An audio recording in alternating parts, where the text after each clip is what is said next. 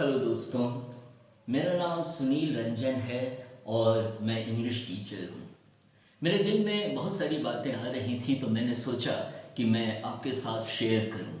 अभी कोरोना का कहर चारों तरफ चल रहा है और कितने लोग अपनी जानें दे रहे हैं और हमारी व्यवस्था, जो हमारी सरकारी व्यवस्था है, वह बिल्कुल निकम्मी साबित हो रही है। और यदि हमारी व्यवस्था दुरुस्त होती तो ऐसा दुख हमें आज की तारीख में झेलना नहीं पड़ता। और व्यवस्था, आज की जो भी सरकारी व्यवस्था है या जिस नेतृत्व को हमने वोट देकर ताकत दी और उन्हें स्थान दिया, आज वह नेतृत्व क्या कर रहा है। मैं समझता हूँ और मेरा यह मानना है कि यह परिस्थिति बहुत ही कठिन है, लेकिन जब वे लोग अध्यादेश लाकर कुछ भी कानून ला सकते हैं इस देश में, तो कोरोना के नाम से कोरोना इमरजेंसी क्यों नहीं लागू करते। क्योंकि कोरोना के कारण बहुत सारी मृत्यु जो देश भर में हो रही है, उनका जिम्मेवार कौन है। यदि किसी की हत्या कोई कर देता है तो उसे फांसी की सजा होती है, लेकिन जब सरकार अगर लोगों की हत्या करने में लग जाए तो उसकी जिम्मेवारी कौन लेगा। तो सरकार को भी फांसी पे लटका देना चाहिए। और ये बड़ा कठिन सवाल है, इसलिए मेरे दिल में एक आग जल रही थी तो मैंने सोचा कि आपके साथ मैं शेयर करूं। हमारी राजनीतिक व्यवस्था को क्या हो गया है।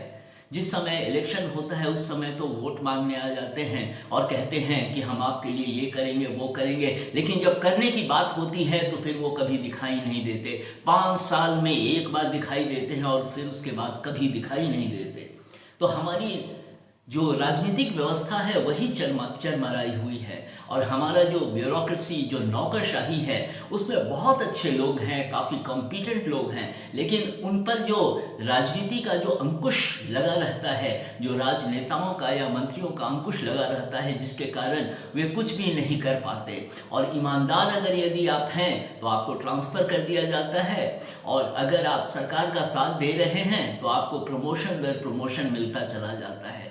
ये हमारी भारत की व्यवस्था आज हो चुकी है, इतनी निकम्मी, इतनी नकारा कि इसे इंसान की भी परवाह नहीं है। और हमारा चुनाव आयोग क्या कर रहा है। ठीक है, मैं मानता हूँ संवैधानिक संस्था है, लेकिन चुनाव आयोग आज के समय में इलेक्शन करवा रहा है और लोगों को मौत के मुंह में ढकेल रहा है। ये मौत का रास्ता खोलना नहीं तो और क्या है। कौन सा चुनाव आयोग, किस आयोग की बात हम करते हैं। इतने कॉम्पिटेंट लोग हैं वहाँ पे बैठे हुए, लेकिन कुछ ना कुछ बात अंदर ज़रूर है जिसके कारण ये सारी व्यवस्था हमारी चरमरा गई है।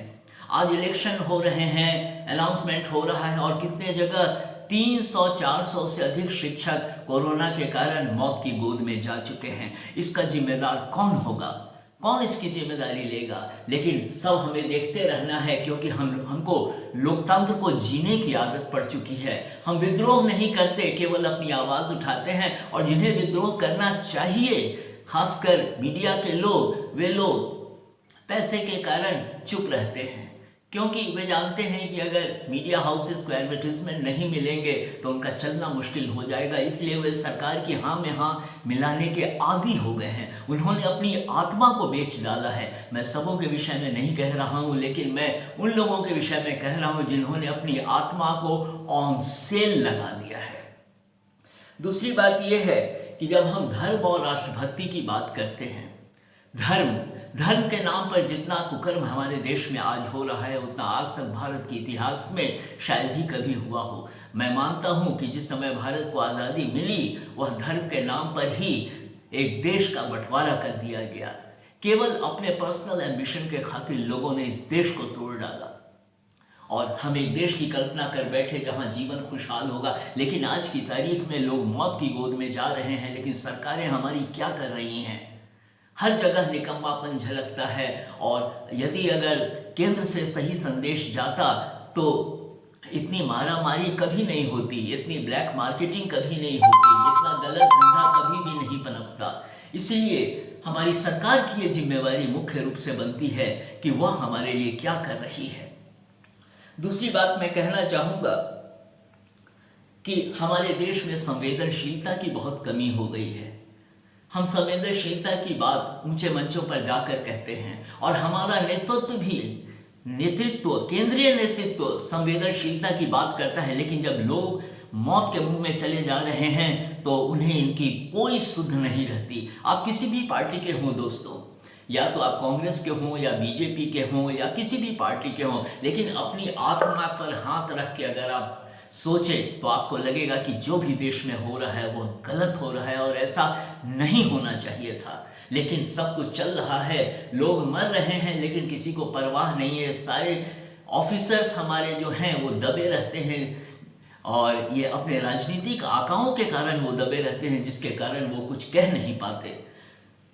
और इलेक्शन कमीशन की बात जो मैंने अभी कही है वह तो आप देख ही रहे हैं, और हमारे हाई कोर्ट और सुप्रीम कोर्ट को दखल देना पड़ रहा है बार बार, क्योंकि जो भयावह स्थिति बनी हुई है इसमें बिना उनके दखल दिए कुछ होने वाला नहीं है।